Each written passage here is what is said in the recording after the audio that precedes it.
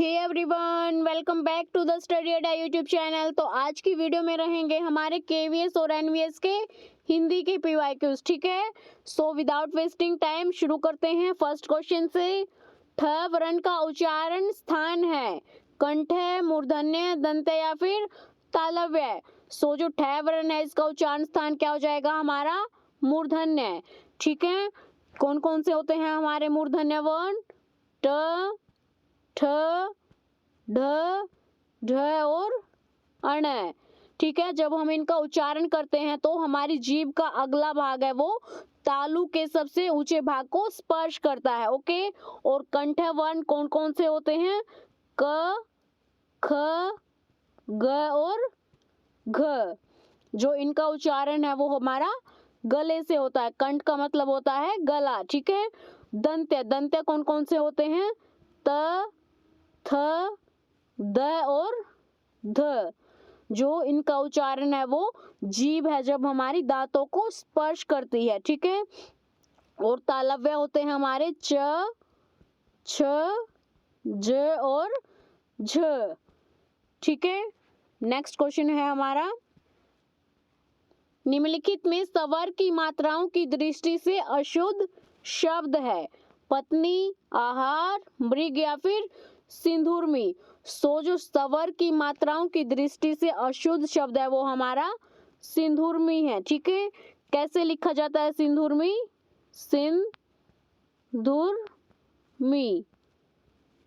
ठीक है, next question is, न वर्ण का उच्चारण स्थान है, कंठ है, तालव्य, मूर्धन्य या फिर दंत्य। सो जो न वर्ण का उच्चारण स्थान है वो हमारा दंत्य हो जाएगा। ठीक है, क्या राइट आंसर हो जाएगा? Option number 4। ओके, और कौन कौन से होते हैं हमारे? जो त वर्ग है वो हमारे दंत्य होते हैं। ठीक है, त, थ, द, ध और न। ठीक है, नेक्स्ट क्वेश्चन इज, नक्षत्र शब्द में संयुक्ताक्षर है। जो नक्षत्र शब्द है ये कैसे बना है? न, क प्लस श और तर है। जो फर्स्ट ऑप्शन है वो हमारा करेक्ट हो जाएगा। ठीक है, नक्षत्र शब्द है जो उसमें दो संयुक्त अक्षर मिले हुए हैं। कौन कौन से? अक्षय और त्रय। जब हम अक्षय, कैसे बनता है हमारा अक्षय? जब हम क और श अ, क्या बन जाएगा ये हमारा? अक्षय। ठीक है, त्रय बनेगा हमारा त और र और अ से। ओके, तो जो हमारा नक्षत्र शब्द है वो हमारा बना है न प्लस क प्लस श प्लस त और र से। ठीक है, नेक्स्ट क्वेश्चन इज, निम्नलिखित में च वर्ण का उच्चारण स्थान है? हमने अभी अभी करा था ये, कंठव्य, कंठ है, मूर्धन्य, तालव्य और दंत्य। सो जो च वर्ण का उच्चारण स्थान है वो हो जाएगा हमारा तालव्य। ठीक है, नेक्स्ट इज, सर्वज्ञ शब्द में संयुक्त व्यंजन ज्ञ के योग से बना है। जो ज्ञ है वो किस वर्णों के योग से बना है हमारा? ज और अय से जो बना है। ठीक है, तो जो हमारा राइट आंसर है वो क्या हो जाएगा? Option number first. Okay, next is, वर्ण और उच्चारण स्थान की दृष्टि से निम्नलिखित में असंगत युग्म है। जो वर्ण है और उच्चारण स्थान की दृष्टि से जो असंगत पेयर है वो हमें फाइंड आउट करना है जो वो कंठव्य है, स है वो तालव्य है, ठ है ये मूर्धन्य है या फिर श है जो ओष्ठ्य है। सो जो हमारा इनकरेक्ट पेयर है वो हो जाएगा ऑप्शन नंबर 4। जो स है ये ओष्ठ्य नहीं है, इसका उच्चारण स्थान जो वो दांतों से होता, तो ये हो जाएगा हमारा दंत्य। ठीक है, नेक्स्ट क्वेश्चन इज, निम्नलिखित में पै वर्ण का उच्चारण स्थान है। जो पै वर्ण है इसका उच्चारण स्थान कौन सा है हमारा? दंत्य, ओष्ठ्य, कंठ या फिर तालव्य। सो जो पै वर्ण का उच्चारण स्थान है वो ओष्ठ्य है। ठीक है,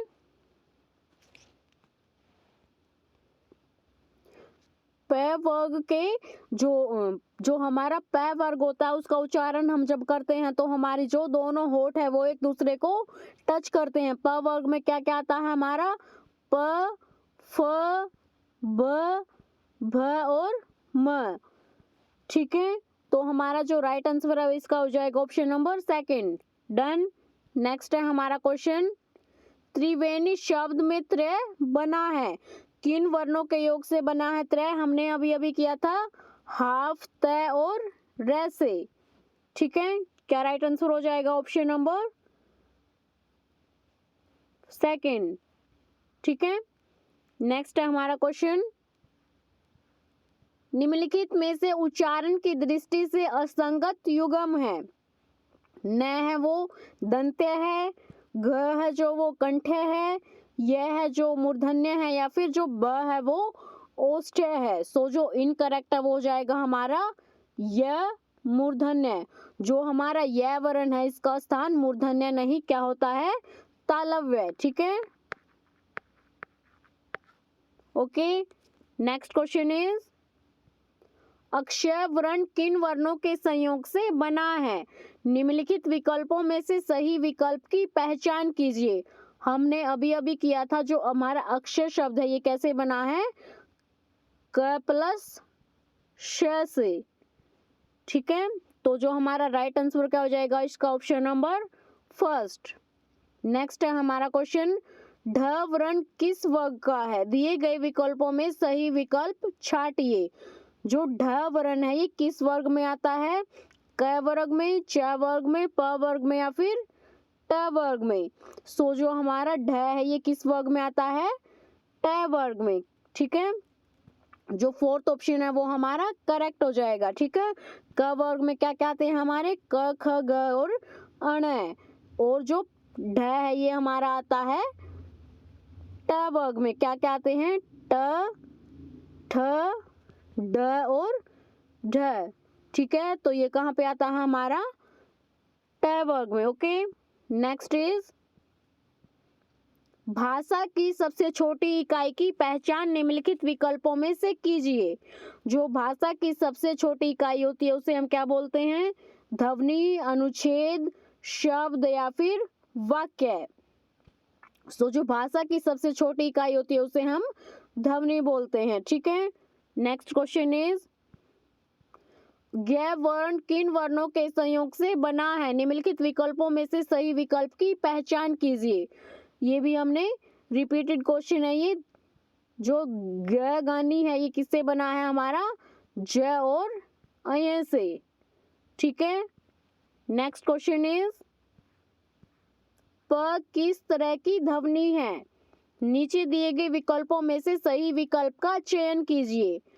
कंठ्य, मूर्धन्य, ओष्ठ्य या फिर तालव्य? सो जो हमारी प है ये हो जाएगी ओष्ठ्य। ठीक है, नेक्स्ट इज, किस स्वर की सहायता से उच्चारित होने वाले वर्ण क्या कहलाते हैं? निम्नलिखित विकल्पों में से उपयुक्त की पहचान कीजिए। किसी स्वर की सहायता से जो उच्चारित होने वाले वर्ण है उन्हें हम क्या बोलते हैं, व्यंजन। ठीक है, क्या ऑप्शन है हमारा, सेकंड है ये करेक्ट हो जाएगा। जिन वर्णों का उच्चारण है वो स्वतंत्र रूप से नहीं हो सकता, यानी कि जिन्हें बोलने में स्वरों की सहायता लेनी पड़ती है उन्हें हम क्या बोलते हैं, व्यंजन। ठीक है, फॉर एग्जाम्पल क कैसे बना है ये, क और अ से। ओके, नेक्स्ट इज, और विसर्ग कौन से होते हैं हमारे, जिसे ये एक अयोगवा है, यानी कि जो स्वर के बाद आता है इसका उच्चारण है जो वो हम है की तरह करते हैं, जैसे प्रत्यय। ठीक है, महापराण कौन से होते हैं हमारे, ये व्यंजनों को कहा जाता है जिसकी उच्चारण में अधिक वायु है वो बाहर निकलती है, जैसे ख और घ। ठीक है, और अनुस्वार कौन से होते हैं, स्वर के बाद आने वाले जो व्यंजन होते हैं जिनका उच्चारण नाक से होता है, जैसे अंक। ठीक है, ये हमारे अनुस्वार हो जाएंगे। ओके, नेक्स्ट है हमारा क्वेश्चन, वर्तमान हिंदी किस लिपि में लिखी जाती है? खरोष्टी, मंदारिन, पाली या फिर देवनागरी? सो जो हमारी हिंदी भाषा है इसकी लिपि है हमारी देवनागरी। क्या राइट आंसर हो जाएगा? Option number 4। ठीक है, जो देवनागरी लिपि है ये हमारी बाएं से दाएं की ओर लिखी जाती है। ओके, नेक्स्ट क्वेश्चन इज म किस प्रकार का वर्ण है? दंतोष्ठ है, अनुनासिक, ओष्ठ है या फिर दंत है? सो जो म है ये हमारा ओष्ठ है। ठीक है, कौन से वर्ग में आता है? जो हमारा म है ये हमारा प वर्ग में आता है। क्या क्या आता है प वर्ग में? प, फ, ब, भ और म। ठीक है, जब हम इनका उच्चारण करते हैं तो जो हमारे दोनों होंठ हैं वो आपस में मिलते हैं। ठीक है, नेक्स्ट क्वेश्चन इज उच्चारण स्थान के आधार पर हिंदी व्यंजनों को कितने वर्गों में रखा जाता है?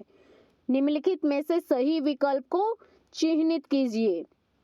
11, 9, 7 या फिर 5। सो उच्चारण स्थान के आधार पर हिंदी के जो स्पर्श व्यंजन है उन्हें मुख्य रूप से 5 भागों में बांटा जाता है। ठीक है, कौन कौन से? क वर्ग, च वर्ग, ट वर्ग और त वर्ग और हमारा प वर्ग। ठीक है, क वर्ग में हम आएंगे क, ख, घ, घ और अण। ठीक है, तो इसी तरह से जो हमारे ये पांचों हो जाएंगे। ठीक है, नेक्स्ट क्वेश्चन इज उस मूल ध्वनि को जिसके खंड न हो सके उसे क्या बोलते हैं? शब्द, प्रत्यय, वर्ण या फिर कृंदक? सो उसे हम बोलते हैं वर्ण।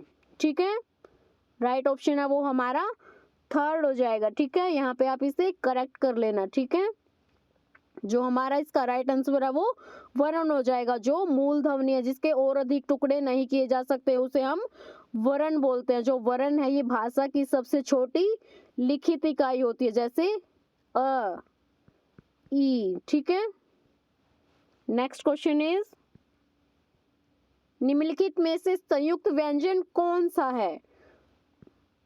अड़, श, श और अक्षय।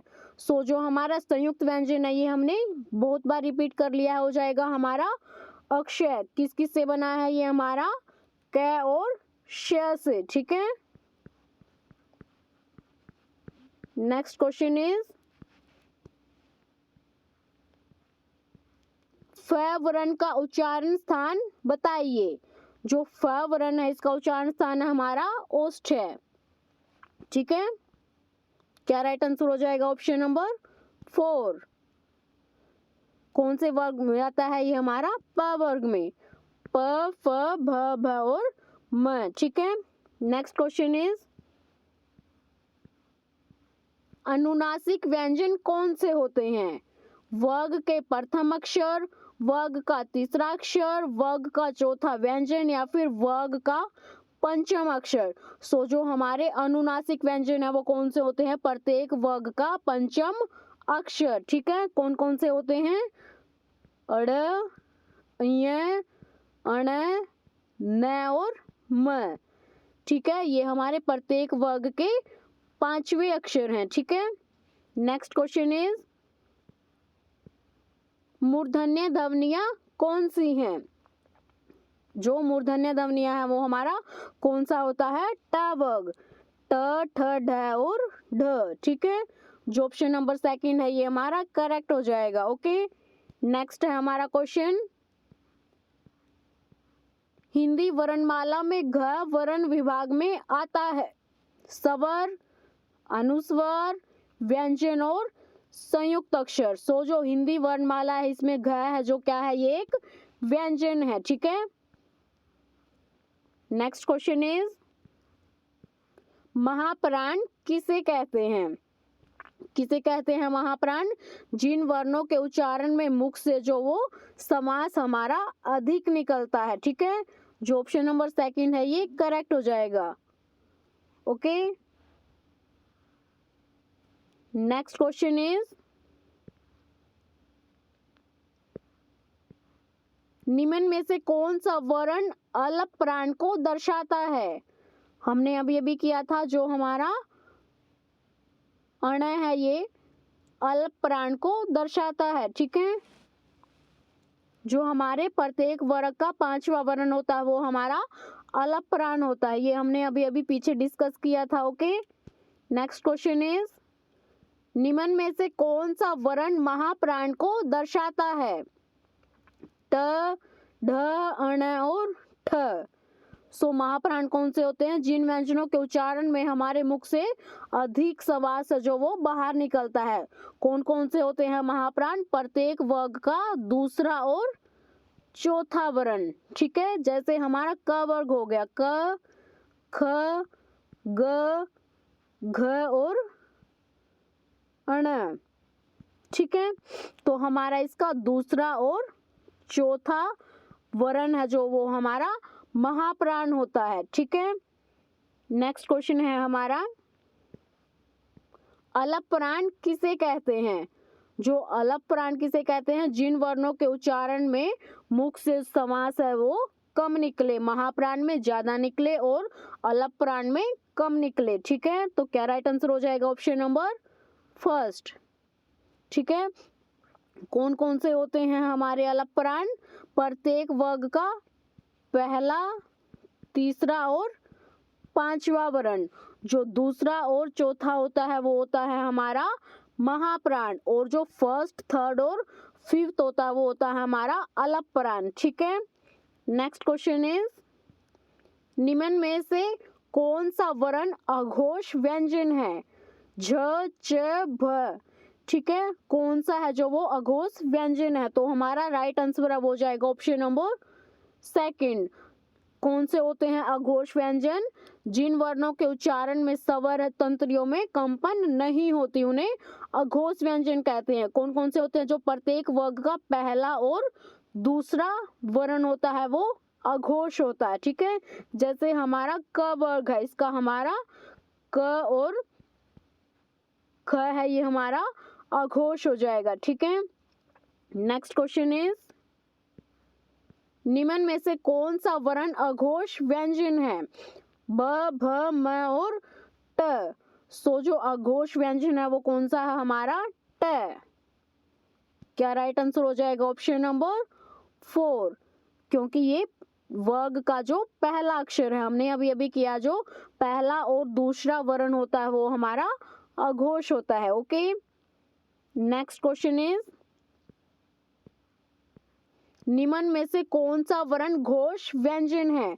घोष व्यंजन कौन कौन से होते हैं? प्रत्येक वर्ग के तीसरा, चौथा और पांचवा। ठीक है, जो पहला और दूसरा होता है वो होता है हमारा अघोष, और जो तीसरा, चौथा और पांचवा होता है वो होता है हमारा घोष व्यंजन। ठीक है, तो हमारा इसका जो राइट आंसर है वो क्या हो जाएगा?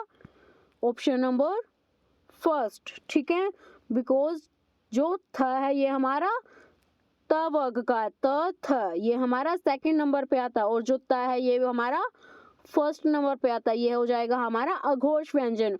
और प है ये भी हमारा फर्स्ट नंबर पे आता है, तो ये भी हो जाएगा हमारा अघोष व्यंजन। ठीक है, जो घोष व्यंजन है वो हो जाएगा हमारा ड। ठीक है, नेक्स्ट क्वेश्चन इज, निम्न में से कौन से वर्ण अघोष व्यंजन है?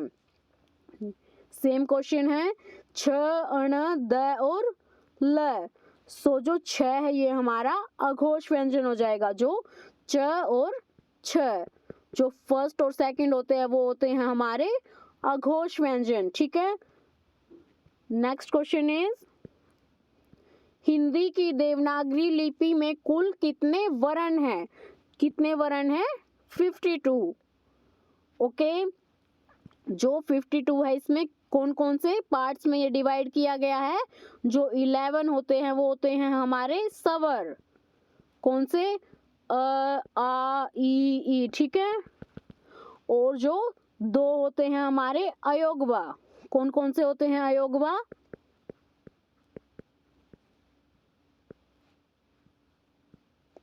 और हाँ, ठीक है, और व्यंजन कितने होते हैं हमारे? 25 होते हैं हमारे व्यंजन।